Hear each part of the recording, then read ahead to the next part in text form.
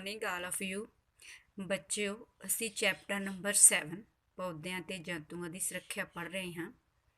ਉਹਦੇ ਵਿੱਚ ਅਸੀਂ ਸਾਡੇ ਜਿਹੜੇ ਪਹਿਲੇ ਲੈਕਚਰ ਸੀ ਉਹਦੇ ਵਿੱਚ ਅਸੀਂ ਪੜ੍ਹਿਆ ਸੀ ਕਿ ਜੰਗਲ ਕਿਉਂ ਕੱਟੇ ਜਾਂਦੇ ਹਨ, ਸਾਨੂੰ ਜੰਗਲਾਂ ਦੇ ਕੱਟਣ ਦੀ ਕੀ ਲੋੜ ਪੈ ਗਈ। ਜੇ ਅਸੀਂ ਜੰਗਲ ਜਿਹੜੇ ਉਹ ਖਤਮ ਕਰਨੇ ਸ਼ੁਰੂ ਕਰਤੇ ਆ, ਉਹਨਾਂ ਵਿੱਚ ਲੱਗੇ ਹੋਏ ਦਰਖਤ ਪੇੜ ਪੌਦੇ ਆ ਜਿਹੜੇ ਉਹਨਾਂ ਨੂੰ ਕੱਟਣਾ ਸ਼ੁਰੂ ਕਰਤਾ, ਤਾਂ ਉਹਦੇ ਸਾਨੂੰ ਬਹੁਤ ਸਾਰੇ ਨੁਕਸਾਨ ਵੀ ਹੈ ਸਾਡੇ ਸਮੁੱਚੇ ਜੀਵਨ 'ਤੇ, ਸਾਡੇ ਵਾਤਾਵਰਨ 'ਤੇ, ਸਾਡੀ ਲਾਈਫ 'ਤੇ।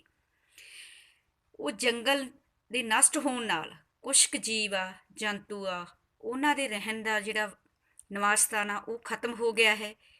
ਖਾਣ ਲਈ ਉਹਨਾਂ ਨੂੰ ਪੌਦਿਆਂ ਤੋਂ ਜਿਹਨਾਂ ਦਾ ਭੋਜਨ ਮਿਲਦਾ ਸੀ ਉਹ ਵੀ ਖਤਮ ਹੋ ਚੁੱਕੇ ਆ। ਤਾਂ ਉਹ ਕੁਛ ਕੁ ਜਾਤੀਆਂ ਜਿਹੜੀਆਂ ਸੰਕਟਕਾਲੀਨ ਬਣ ਗਈਆਂ, ਕੁਛ ਕੁ ਜਿਹੜੀਆਂ ਬਿਲਕੁਲ ਹੀ ਅਲੋਪ ਹੋ ਗਈਆਂ। ਜਦੋਂ ਉਹਨਾਂ ਨੂੰ ਰਹਿਣ ਲਈ ਥਾਂ ਨਹੀਂ ਮਿਲਿਆ, ਖਾਣ ਲਈ ਭੋਜਨ ਨਹੀਂ ਮਿਲਿਆ, ਤਾਂ ਉਹ ਬਿਲਕੁਲ ਹੀ ਅਲੋਪ ਹੋ ਗਈਆਂ। ਤਾਂ ਅਸੀਂ ਉਹਨਾਂ ਨੂੰ ਕਹਿੰਦੇ ਹਾਂ ਅਲੋਪ ਹੋ ਚੁੱਕੀਆਂ ਪ੍ਰਜਾਤੀਆਂ। ਅੱਜ ਅਸੀਂ ਪੜ੍ਹਾਂਗੇ ਸਾਡੇ ਜਿਹੜਾ ਜੰਗਲੀ ਜੀਵਨ ਰੱਖਾਂ ਕੀ ਹੁੰਦੀਆਂ ਹਨ ਤੇ ਜੀਵ ਮੰਡਲ ਰਿਜ਼ਰਵ, ਇਸ ਤਰ੍ਹਾਂ ਦੀਆਂ ਕੁਛ ਕੁ ਟਰਮਾਂ ਵੀ ਜੰਗਲਾਂ ਕੱਟਣ ਦੇ ਨਾਲ ਕੀ ਕੀ ਆ ਸਾਡੀ ਜ਼ਿੰਦਗੀ 'ਤੇ ਪ੍ਰਭਾਵ ਪਿਆ। ਉਸ ਚੀਜ਼ ਨੂੰ ਮੇਨਟੇਨ ਕਰਨ ਦੇ ਲਈ ਪੌਦੇ ਪੰਛੀਆਂ ਜੰਤੂਆਂ ਨੂੰ ਸੁਰੱਖਿਅਤ ਰੱਖਣ ਦੇ ਲਈ ਕੀ ਕੀ ਚੀਜ਼ਾਂ, ਕਿਹੜੇ ਸਥਾਨ ਬਣਾਏ ਗਏ ਆ ਤੇ ਕਿਹੜੀਆਂ ਪ੍ਰਜਾਤੀਆਂ ਜਿਹੜੀਆਂ ਮਤਲਬ ਕਿ ਕਿਉਂ ਅਲੋਪ ਹੋਈਆਂ। ਸਾਡਾ ਅੱਜ ਦਾ ਹੈ ਪਹਿਲਾ ਕੁਐਸਚਨ ਆ ਜਿਹੜਾ ਜੰਗਲੀ ਜੀਵਨ ਰੱਖਾਂ ਤੇ ਜੀਵ ਮੰਡਲ ਰਿਜ਼ਰਵ। ਇਹ ਅਸੀਂ ਬਣਾਏ ਜਦੋਂ ਸਾਡੇ ਜੰਗਲ ਖਤਮ ਹੋ ਗਏ, ਤਾਂ ਅਸੀਂ ਜੰਗਲੀ ਜੀਵਨ ਰੱਖਾਂ ਅਤੇ ਜੀਵ ਮੰਡਲ ਰਿਜ਼ਰਵ ਬਣਾਏ। ਕੀ ਹੁੰਦੀਆਂ ਜੰਗਲੀ ਜੀਵਨ ਰੱਖਾਂ? ਕਹਿੰਦਾ ਇੱਕ ਅਜਿਹਾ ਸਥਾਨ ਹੈ ਜਿੱਥੇ ਜੰਗਲੀ ਜਾਨਵਰਾਂ ਦੀ ਸੁਰੱਖਿਆ ਅਤੇ ਸੰਭਾਲ ਕੀਤੀ ਜਾਂਦੀ ਹੈ। ਕਹਿੰਦਾ ਜੰਗਲੀ ਜੀਵਨ ਰੱਖਿਆ ਕੀਤੀ ਜਾਂਦੀ ਹੈ। ਰੱਖਿਆ ਤੋਂ ਹੀ ਪਤਾ ਲੱਗ ਰਿਹਾ ਹੈ ਵੀ ਇਹ ਸ਼ਬਦ ਦਾ ਮਤਲਬ ਕੀ ਹੈ, ਕਿਸੇ ਨੂੰ ਸੇਫ ਕਰਨਾ, ਸੁਰੱਖਿਆ ਦੇਣੀ। ਕਹਿੰਦਾ ਅਜਿਹਾ ਸਥਾਨ ਹੈ ਜਿੱਥੇ ਜੰਗਲੀ ਜਾਨਵਰਾਂ ਦੀ ਸੁਰੱਖਿਆ ਤੇ ਸੰਭਾਲ ਕੀਤੀ ਜਾਂਦੀ ਹੈ। ਜਿਹੜੇ ਜਾਨਵਰ ਜੰਗਲਾਂ ਦੇ ਨਸ਼ਟ ਹੋਣ ਨਾਲ ਬੇਘਰ ਹੋ ਗਏ ਸੀ, ਰਹਿਣ ਲਈ ਖਾਣਾ ਨਹੀਂ ਮਿਲ ਰਿਹਾ ਸੀ, ਉਹਨਾਂ ਦੀ ਉੱਥੇ ਸੰਭਾਲ ਕੀਤੀ ਜਾਂਦੀ ਹੈ। ਅਗਲਾ ਹੈ ਸਾਡਾ ਜੀਵ ਮੰਡਲ ਰਿਜ਼ਰਵ। ਕੀ ਹੈ? ਕਹਿੰਦਾ ਜੰਗਲੀ ਜੀਵਨ ਦੀ ਸੁਰੱਖਣ ਲਈ ਬਚਾ ਕੇ ਰੱਖਿਆ ਗਿਆ ਉਹ ਖੇਤਰ।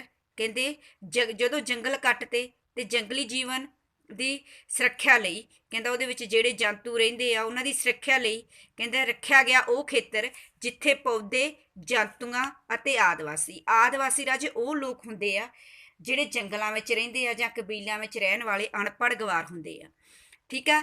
ਜੰਤੂਆਂ ਅਤੇ ਆਦਿਵਾਸੀਆਂ ਨੂੰ ਪਰੰਪਰਿਕ ਜੀਵਨ ਢੰਗ ਨਾਲ ਜਿਉਂਦੇ ਰਹਿਣ ਲਈ ਰਾਖਵਾਂ ਰੱਖਿਆ ਗਿਆ, ਵੀ ਉਹ ਆਪਦੀ ਜ਼ਿੰਦਗੀ ਹੈ ਜਿਹੜੀ ਸੁਰੱਖਿਅਤ ਢੰਗ ਨਾਲ ਜੀ ਸਕਣ। ਉੱਥੇ ਕਿੱਥੇ ਰੱਖਿਆ ਗਿਆ ਉਹਨਾਂ ਨੂੰ? ਜੀਵ ਮੰਡਲ ਰਿਜ਼ਰਵ ਦੇ ਵਿੱਚ।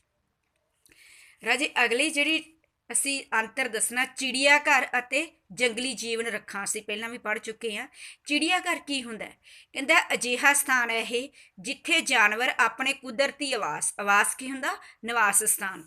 ਕੁਦਰਤੀ ਨਿਵਾਸ ਸਥਾਨ ਵਿੱਚ ਸੁਰੱਖਿਅਤ ਰਹਿੰਦੇ ਆ। ਕਹਿੰਦਾ ਭਾਵ ਉਹ ਜਗ੍ਹਾ ਜਿੱਥੇ ਜਾਨਵਰ ਆਪਦਾ ਕੁਦਰਤ ਵੱਲੋਂ ਜਿਹੜਾ ਉਹਨਾਂ ਨੂੰ ਆਵਾਸ ਪ੍ਰਦਾਨ ਕੀਤਾ ਗਿਆ ਉੱਥੇ ਸੁਰੱਖਿਅਤ ਰਹਿੰਦੇ ਆ। ਅਜਿਹਾ ਸਥਾਨ ਜਿੱਥੇ ਜਾਨਵਰ ਆਪਣੇ ਕੁਦਰਤੀ ਨਿਵਾਸ ਸਥਾਨ ਵਿੱਚ ਸੁਰੱਖਿਅਤ ਰਹਿੰਦੇ ਹੈ। ਅਗਲਾ ਹੈ ਜੰਗਲੀ ਜੀਵਨ ਰੱਖਾਂ। ਅਸੀਂ ਪਹਿਲਾਂ ਵੀ ਡੈਫੀਨੇਸ਼ਨ ਲਿਖੀ ਹੋਈ ਹੈ ਇਹਦੀ ਰਾਜੇ, ਦੁਬਾਰਾ ਫੇਰ ਲਿਖਤੀ। ਉਹ ਡੈਫੀਨੇਸ਼ਨ ਕਰਨੀ ਉਹ ਕਰ ਲਿਓ, ਇਹ ਵਾਲੀ ਕਰਨੀ ਹੈ ਇਹ ਕਰ ਲਿਓ। ਜੰਗਲੀ ਜੀਵਨ ਰੱਖਾਂ ਕਹਿੰਦਾ ਉਹ ਖੇਤਰ ਹੈ ਜਿੱਥੇ ਜੰਤੂ ਅਤੇ ਉਹਨਾਂ ਦੇ ਨਿਵਾਸ ਸਥਾਨ ਨੂੰ ਸੰਭਾਲਿਆ ਜਾਂਦਾ। ਕਿਹਨੂੰ? ਜੰਤੂ ਨੂੰ, ਤੇ ਉਹਦੇ ਨਾਲ ਜਿੱਥੇ ਉਹ ਰਹਿ ਰਹੇ ਆ ਉਸ ਨਿਵਾਸ ਸਥਾਨ ਨੂੰ ਸੁਰੱਖਿਆ ਪ੍ਰਦਾਨ ਕੀਤੀ ਜਾਂਦੀ ਹੈ। ਅਗਲਾ ਹੈ ਸਾਡੇ ਕੋਲੇ ਜਿਹੜਾ ਸੰਕਟਕਾਲੀਨ ਪ੍ਰਜਾਤੀਆਂ ਤੇ ਅਲੋਪ ਹੋ ਚੁੱਕੀਆਂ ਪ੍ਰਜਾਤੀਆਂ। ਰਾਜੇ ਸੰਕਟ ਤੋਂ ਪਤਾ ਵੀ ਕੋਈ ਚੀਜ਼ ਕੀ ਇਹ ਤਕਲੀਫ ਦੇ ਵਿੱਚ ਹੋਣੀ, ਸੰਕਟ ਆ ਜਾਣਾ। ਉਹਦੇ ਵਿੱਚ ਕਿਵੇਂ ਆਇਆ? ਜਦੋਂ ਉਹਨਾਂ ਨੂੰ ਜੰਗਲਾਂ ਦੇ ਵਿੱਚ ਰਹਿਣ ਲਈ ਜਗ੍ਹਾ ਨਹੀਂ ਮਿਲੀ, ਖਾਣ ਲਈ ਭੋਜਨ ਨਹੀਂ ਮਿਲਿਆ, ਤਾਂ ਉਹ ਕੀ ਹੈ ਸੰਕਟ ਦੇ ਵਿੱਚ ਆ ਗਏ। ਹੌਲੀ ਹੌਲੀ ਉਹ ਖਤਮ ਹੋ ਗਏ। ਸੰਕਟਕਾਲੀਨ ਪ੍ਰਜਾਤੀਆਂ ਕਹਿੰਦਾ ਉਹ ਪ੍ਰਜਾਤੀਆਂ ਹਨ ਜੋ ਅਲੋਪ ਹੋਣ ਦੀ ਕਗਾਰ ਤੇ ਖੜੀਆਂ ਹਨ ਤੇ ਜਿਨ੍ਹਾਂ ਦਾ ਜੀਵਨ ਮੁਸ਼ਕਿਲ ਵਿੱਚ ਹੈ, ਤਕਲੀਫ ਵਿੱਚ ਹੈ। ਕਦੋਂ ਹੋਇਆ ਤਕਲੀਫ ਵਿੱਚ? ਜਦੋਂ ਉਹਨਾਂ ਨੂੰ ਰਹਿਣ ਲਈ ਜਗ੍ਹਾ ਨਹੀਂ ਮਿਲੀ, ਥਾਂ ਨਹੀਂ ਮਿਲਿਆ ਤੇ ਖਾਣ ਲਈ ਸਹੀ ਭੋਜਨ ਨਹੀਂ ਮਿਲਿਆਗਾ। ਜਦੋਂ ਉਹਨੂੰ ਇਹ ਚੀਜ਼ਾਂ ਹੀ ਨਹੀਂ ਦੋਨੇ ਮਿਲੀਆਂ ਗਈਆਂ ਤਾਂ ਉਹਨਾਂ ਦੀ ਲਾਈਫ ਆ, ਉਹਨਾਂ ਦਾ ਜੀਵਨ ਆ ਜਿਹੜਾ ਹੌਲੀ ਹੌਲੀ ਸੰਕਟ ਦੇ ਵਿੱਚ ਆ ਰਿਹਾ ਹੈ, ਤਾਂ ਹੌਲੀ ਹੌਲੀ ਉਹਨਾਂ ਨੇ ਅਲੋਪ ਹੋ ਜਾਣਾ। ਤਾਂ ਇਹਦੇ ਨਾਲ ਹੀ ਜਦੋਂ ਕਹਿੰਦੇ ਉਹ ਪ੍ਰਜਾਤੀਆਂ ਸੰਕਟਕਾਲੀਨ ਬਣ ਗਈਆਂ, ਤਾਂ ਉਹਨਾਂ ਨੂੰ ਕੁਛ ਵੀ ਨਾ ਮਿਲਿਆ, ਖਾਣ ਲਈ ਭੋਜਨ ਨਹੀਂ ਮਿਲਿਆ, ਰਹਿਣ ਲਈ ਜਗ੍ਹਾ ਨਹੀਂ ਮਿਲੀ, ਤਾਂ ਉਹਨਾਂ ਨੇ ਖਤਮ ਹੋ ਜਾਣਾ, ਬਿਲਕੁਲ ਹੀ ਅਲੋਪ ਹੋ ਜਾਣਾ। ਉਹ ਹੋ ਗਈਆਂ ਅਲੋਪ ਹੋ ਚੁੱਕੀਆਂ ਪ੍ਰਜਾਤੀਆਂ। ਉਹ ਜੰਤੂ ਜੋ ਧਰਤੀ ਤੇ ਅਲੋਪ ਹੋ ਚੁੱਕੇ ਹਨ, ਕਿਹਦੇ ਕਾਰਨ? ਜਦੋਂ ਉਹਨਾਂ ਨੂੰ ਸਹੀ ਢੰਗ ਨਾਲ ਰਹਿਣ ਲਈ ਥਾਂ ਨਹੀਂ ਮਿਲਿਆ ਤੇ ਖਾਣ ਲਈ ਭੋਜਨ ਨਹੀਂ ਮਿਲਿਆ, ਜ਼ਰੂਰਤਾਂ ਨਹੀਂ ਪੂਰੀਆਂ ਹੋਈਆਂ ਤੇ ਉਹ ਹੌਲੀ ਹੌਲੀ ਖਤਮ ਹੋ ਗਏ। ਪਹਿਲਾਂ ਸੰਕਟ ਕਲੀਨ ਬਣ ਗਏ, ਫਿਰ ਬਿਲਕੁਲ ਹੀ ਅਲੋਪ ਹੋ ਗਏ।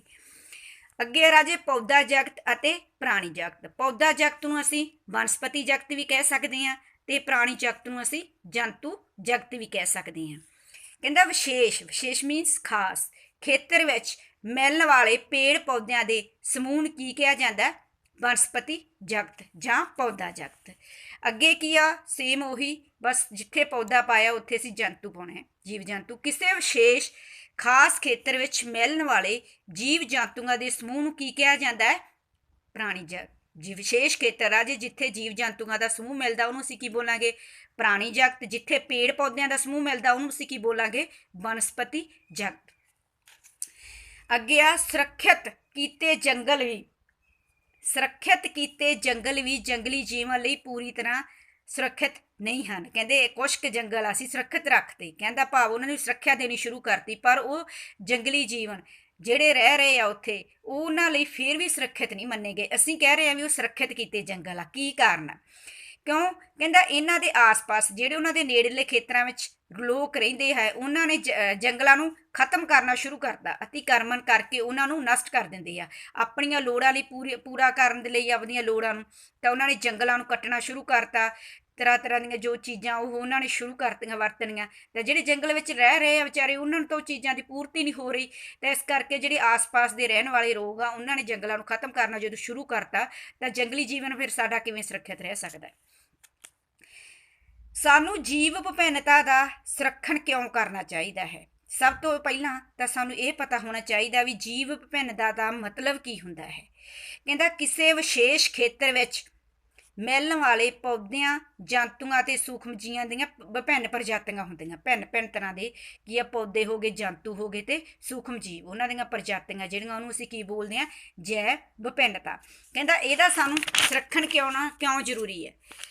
ਕੀ ਹੈ? ਕਹਿੰਦੇ ਜੰਤੂ ਜੋ ਪੌਦਿਆਂ 'ਤੇ ਨਿਰਭਰ ਕਰਦੇ ਆ ਆਪਦੇ ਭੋਜਨ ਲਈ, ਉਹ ਆਪਣੀਆਂ ਆਦਤਾਂ 'ਤੇ ਵੀ ਨਿਰਭਰ ਕਰਦੇ ਆ। ਆਪਦੀਆਂ ਆਦਤਾਂ ਮਤਲਬ ਉਹ ਆਪਦੀ ਆਦਤ ਦੇ ਅਨੁਸਾਰ ਉਹ ਖਾਂਦੇ ਪੀਂਦੇ ਆ। ਕਿਸੇ ਦੀ ਕੋਈ ਚੋਇਸ ਆ ਖਾਣ ਦੀ, ਕਿਸੇ ਦੀ ਕੋਈ ਚੋਇਸ ਆ। ਜੰਗਲ ਵਿੱਚ ਵੱਖ-ਵੱਖ ਪੌਦੇ ਸਾਰਿਆਂ ਦੀਆਂ ਲੋੜਾਂ ਪੂਰੀਆਂ ਕਰਨ ਦੇ ਸਮਰੱਥ ਹੁੰਦੇ ਆ। ਕਹਿੰਦੇ ਜੰਗਲ ਦੇ ਵਿੱਚ ਜਿਹੜੇ ਰਹਿ ਰਹੇ ਆ ਉਹਨਾਂ ਦੀਆਂ ਲੋੜਾਂ ਕੌਣ ਪੂਰੀਆਂ ਕਰਦਾ? ਪੌਦੇ, ਕਿਉਂਕਿ ਉਹਨਾਂ ਵਿੱਚ ਇੰਨੀ ਸਮਰੱਥਾ ਹੁੰਦੀ ਹੈ ਵੀ ਹਰ ਇੱਕ ਦੀ ਲੋੜ ਨੂੰ ਪੂਰਾ ਕਰ ਸਕਣ। ਇਸ ਨਾਲ ਸ਼ਾਕਾਹਾਰੀ ਨੂੰ ਭੋਜਨ ਮਿਲਦਾ ਹੈ। ਸ਼ਾਕਾਹਾਰੀ ਨੇ ਭੋਜਨ ਖਾ ਲਿਆ, ਭੋਜਨ ਲੜੀ ਸਾਡੀ ਗਾਂਹ ਦੀ ਗਾਂਹ, ਜਿਵੇਂ ਆਪਾਂ ਕਹਿ ਸਕਦੇ ਕਿਸੇ ਨੇ ਕਿਸੇ ਨੂੰ ਗਾਂਹ ਦੀ ਗਾਂਹ ਖਾਈ ਜਾਂਦੀ ਹੈ ਤਾਂ ਭੋਜਨ ਲੜੀ ਕੀ ਸਾਡੀ ਮਜ਼ਬੂਤ ਹੋ ਜਾਂਦੀ ਹੈ। ਇਸ ਲਈ ਜੰਤੂਆਂ ਨੂੰ ਸੁਰੱਖਿਆ ਰੱਖਣ ਲਈ ਅਤੇ ਸੰਭਾਲ ਲਈ ਵੱਖ-ਵੱਖ ਪੇੜ ਪੌਦਿਆਂ ਦੀ ਸੰਭਾਲ ਕਰਨੀ ਬਹੁਤ ਜ਼ਰੂਰੀ ਹੈ। ਜੇ ਪੇੜ ਪੌਦੇ ਸਹੀ ਆ ਤਾਂ ਜਿਹੜੇ ਸਾਡੇ ਜੰਤੂ ਆ ਉਹਨਾਂ ਦਾ ਜੀਵਨ ਵੀ ਸੁਰੱਖਿਅਤ ਹੈ। ਅਗਲਾ ਕੁਐਸਚਨ ਕਹਿੰਦਾ ਸਾਨੂੰ ਕਾਗਜ਼ ਆ ਜਿਹੜਾ ਪੇਪਰ ਜਿਹਨੂੰ ਅਸੀਂ ਬੋਲਦੇ ਹਾਂ ਉਹਦੀ ਬੱਚਤ ਕਿਉਂ ਕਰਨੀ ਚਾਹੀਦੀ? ਕੀ ਲੋੜ ਪਈ ਵੀ ਸਾਨੂੰ ਕਾਗਜ਼ ਦੀ ਬੱਚਤ ਆ ਜਿਹੜੀ ਉਹ ਕਰਨੀ ਚਾਹੀਦੀ ਹੈ? 1 ਟਨ ਆਪਾਂ ਕਹਿ ਸਕਦੇ ਹਾਂ 1000 ਕਿਲੋ ਕਾਗਜ਼ ਪੈਦਾ ਕਰਨ ਲਈ 17 ਹਰੇ ਭਰੇ ਦਰਖਤ ਚਾਹੀਦੇ ਆ। ਦੇਖੋ ਜੇ 17 ਹਰੇ ਭਰੇ ਦਰਖਤ ਹੋਣਗੇ ਤਾਂ ਸਾਨੂੰ 1 ਟਨ ਕਾਗਜ਼ ਮਿਲੂਗਾ। ਇਸ ਲਈ ਸਾਨੂੰ ਕਾਗਜ਼ ਦੀ ਵਰਤੋਂ ਬੱਚਤ ਕਰਨੀ ਚਾਹੀਦੀ ਹੈ। ਠੀਕ ਹੈ। ਕਹਿੰਦਾ ਕਿਉਂ? ਸਾਨੂੰ ਪਤਾ ਵੀ 17 ਜੇ ਦਰਖਤ ਹੋਣਗੇ ਉਹਨਾਂ ਤੋਂ ਸਾਨੂੰ 1 ਟਨ 1000 ਕਿਲੋ ਕਾਗਜ਼ ਮਿਲੂਗਾ। ਕਹਿੰਦਾ ਤੇ ਸਾਨੂੰ ਜਿਹੜੀ ਕਾਗਜ਼ ਦੀ ਵਰਤੋਂ ਸੋਚ ਸਮਝ ਕੇ ਕਰਨੀ ਚਾਹੀਦੀ ਹੈ। ਸਾਨੂੰ ਪਤਾ ਹੋਣਾ ਚਾਹੀਦਾ ਵੀ ਇਹ ਕਿੰਨਾ ਕੀਮਤੀ ਆ, ਇਹਨੂੰ ਪ੍ਰਾਪਤ ਕਰਨਾ ਕਿੰਨਾ ਔਖਾ ਹੈ, ਇਹਨੂੰ ਪ੍ਰਾਪਤ ਕਰਨ ਦੇ ਲਈ ਕਿੰਨੇ ਦਰਖਤ ਆ ਜਿਹੜੇ ਉਹ ਖਤਮ ਹੁੰਦੇ ਆ। ਕਾਗਜ਼ ਦਾ 5 ਜਾਂ 7 ਵਾਰ ਮੁੜ ਚੱਕਰਨ ਹੋਣਾ ਚਾਹੀਦਾ। ਕਹਿਣ ਦਾ ਭਾਵ ਤੁਸੀਂ ਕਾਗਜ਼ ਇੱਕ ਵਾਰੀ ਵਰਤ ਲਿਆ, ਇਹ ਨਹੀਂ ਵੀ ਉਹਨੂੰ ਵਰਤ ਕੇ ਸੱਟ ਦਿਓ, ਉਹਨੂੰ 5-7 ਵਾਰੀ ਵਰਤੋਂ ਵਿੱਚ ਲਿਆਓ। ਸਾਨੂੰ ਕਾਗਜ਼ ਨੂੰ ਬਚਾਉਣਾ ਚਾਹੀਦਾ ਹੈ। ਉਪਯੋਗ ਵਰਤੋਂ ਵਿੱਚ ਆਏ ਕਾਗਜ਼ ਨੂੰ ਵੀ, ਜੇ ਅਸੀਂ ਕਾਗਜ਼ ਆ ਇੱਕ ਵਾਰੀ ਵਰਤ ਲਿਆ ਤਾਂ ਉਹਨੂੰ ਦੁਬਾਰਾ ਤੋਂ ਵੀ ਵਰਤ ਲੈਣਾ ਚਾਹੀਦਾ ਹੈ ਅਤੇ ਮੁੜ ਚੱਕਰਨ ਕਰ ਦੇਣਾ ਚਾਹੀਦਾ। ਦੁਬਾਰਾ ਉਹਨੂੰ ਵਰਤਦੇ ਰਹਿਣਾ ਚਾਹੀਦਾ ਹੈ। ਇਸ ਨਾਲ ਜੰਗਲਾਂ ਦੇ ਨਾਲ ਪਾਣੀ ਅਤੇ ਊਰਜਾ ਦੀ ਬੱਚਤ ਹੁੰਦੀ ਹੈ। ਜੰਗਲ ਵਿੱਚ ਲੱਗੇ ਦਰਖਤ ਆ ਜਿਹੜੇ ਉਹਨਾਂ ਦੀ ਬੱਚਤ ਹੁੰਦੀ ਹੈ, ਪਾਣੀ ਦੀ ਬੱਚਤ ਹੁੰਦੀ ਹੈ ਤੇ ਊਰਜਾ ਦੀ ਬੱਚਤ ਹੁੰਦੀ ਹੈ। ਹਾਨੀਕਾਰਕ ਰਸਾਇਣਾਂ ਦੇ ਉਦਯੋਗਾਂ ਵਿੱਚ ਵੀ ਕਮੀ ਆਉਂਦੀ ਹੈ। ਜੇ ਕਾਗਜ਼ ਬਣਾਉਣ ਵਿੱਚ ਜਿਹੜੇ ਰਸਾਇਣ ਆ ਉਹਨਾਂ ਵਿੱਚ ਵੀ ਕਮੀ ਆਊਗੀ। ਸੋ ਬੱਚਿਓ ਅੱਜ ਆਪਣਾ ਇੰਨਾ ਹੀ ਹੈ।